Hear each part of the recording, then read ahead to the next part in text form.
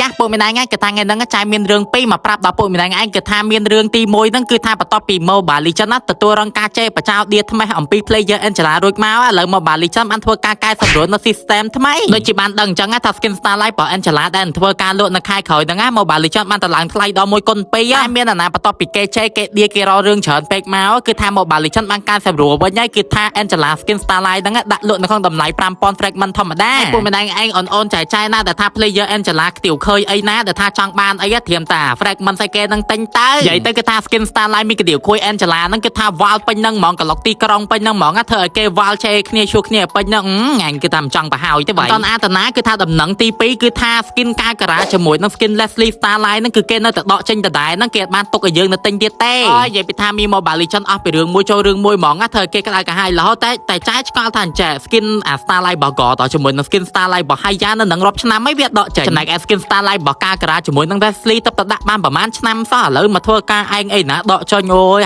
ឯតាគេវាដឹងតែពួកយើងចង់បានហើយវាធ្វើបាបយើងហ្គេមហ្នឹងវាគ្មានតខុសអីពីស្រឡាញ់គេម្នាក់ឯងទេគេអ្នកខ្លះគ្រាន់តែដឹងតែយើងស្រឡាញ់ខ្លាំងភ្លាមហើយដាក់យើងភ្លាមហ្គេមហ្នឹងក៏អញ្ចឹងដែរដឹងតែយើងចង់បាន skin ហ្នឹងភ្លាមមកធ្វើឯងដកចេញអីណាមកមីដេរឆាកុំភ្លេចក៏បើថាពួកម្នាក់ឯងបងចែកចាយកូនណាចំមក QQ Mobile Legends អី Free Fire ហ្គេម6អីគេនេះអាចធ្វើការដាក់នៅចាយបានណានៅ page ចាយមានឈ្មោះថា CPR